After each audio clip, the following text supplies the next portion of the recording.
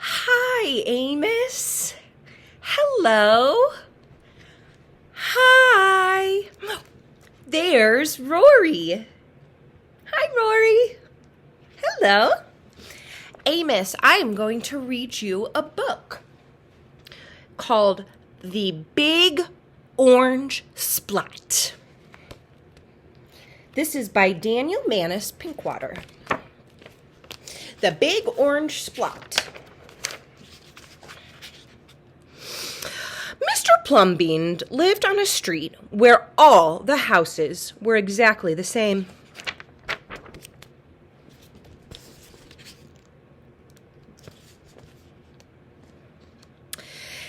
He liked it that way.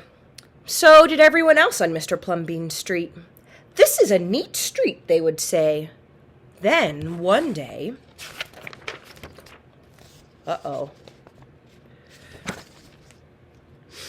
A seagull flew over Mr. Plumbean's house. He was carrying a bright orange paint. No one really knows why. And the seagull dropped the can, no one knows why, right over Mr. Plumbean's house.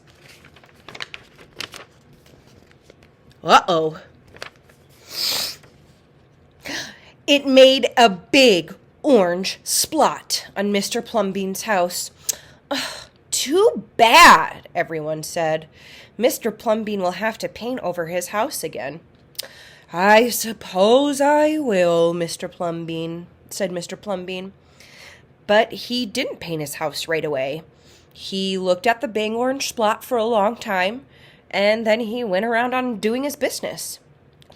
The neighbors got tired of seeing that big orange splot. Someone said, Mr. Plumbean, we wish that you'd get around to painting your house. Okay, Mr. Plumbean said.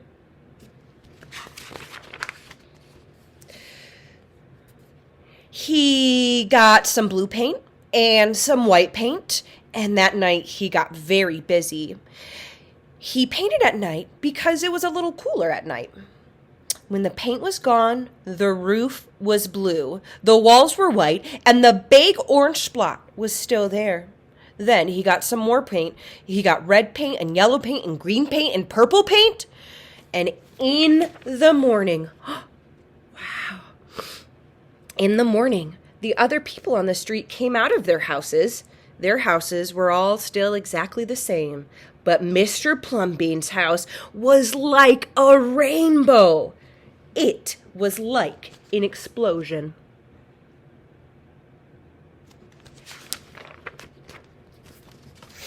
Wow. That's a cool house. There was a big orange splot. And then there were little orange splots. And there were stripes. And there were pictures of elephants and lions and girls and steam shovels. The people said, Plumbean has popped his cork, flipped his wig, blown his sack, and dropped his stopper. They went away muttering. That day, Mr. Plumbean bought carpenter's tools, and that night he built a tower on top of his roof, and he painted a clock on the tower. There are the elephants. There's a lion. There's the big orange splot. Whoa. Wow. The next day, the people said, Plumbean has gushed his mush. He's lost his marbles and slipped his hosher. They decided that they would pretend and not even notice.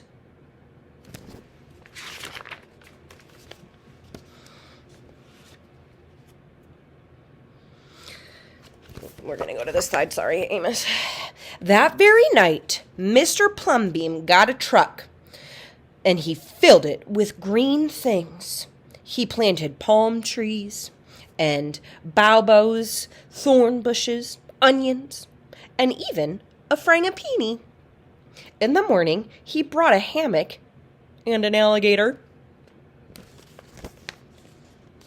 Wow. When the other people came out of their houses, they saw Mr. Plumbean swinging in his hammock between the two palm trees, and they saw the alligator just lying in the grass, and Mr. Plumbean was drinking lemonade. Look at, there's the alligator.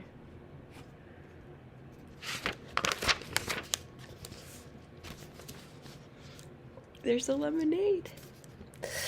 Plumbean has gone too far. This used to be a neat street. Plumbean, what have you done to your house? The people shouted. My house is me, and I am it. My house is where I like to be, and it looks like all my dreams, Mr. Plumbean said.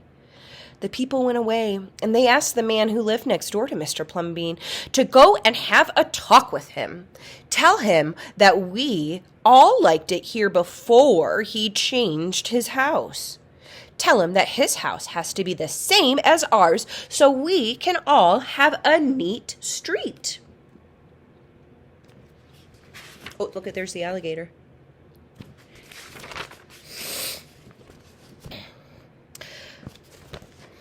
Oh, look at, there's the neighbor, and that's Mr. Plumbean. The man went to Mr. Plumbean that evening.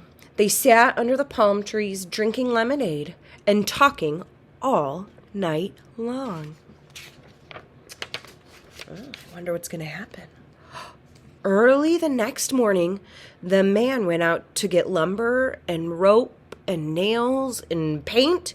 And when the people came out of their houses, they saw a red and yellow ship next door to Mr. Plumbean's house.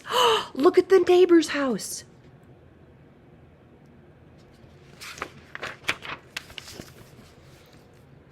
Whoa, that's the neighbor. What have you done to your house? They shouted. My house is me, and I am it. My house is where I like to be, and it looks like all my dreams, said the man, who has always loved ships. Ugh, he's just like Plumbean, the people said. He's got bees in his bonnet, bats in his belfry, and knots in his noodle. Then, one by one, they went to see Mr. Plumbean late at night. They would sit under his palm trees and drink lemonade and talk about their dreams. And whenever anybody visited Mr. Plumbean's house, the very next day, that person would set about changing his own house to fit his dreams.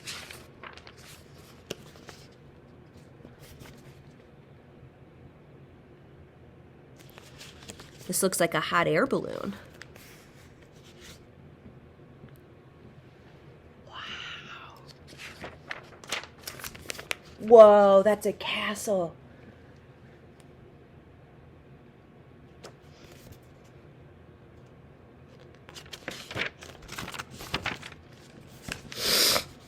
Look at the street.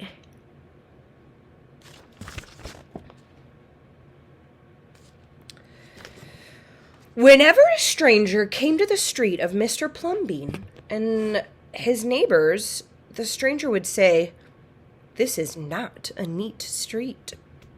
Then all the people would say, "Our street is us, and we are it. Our street is where we like to be, and it looks like our dreams."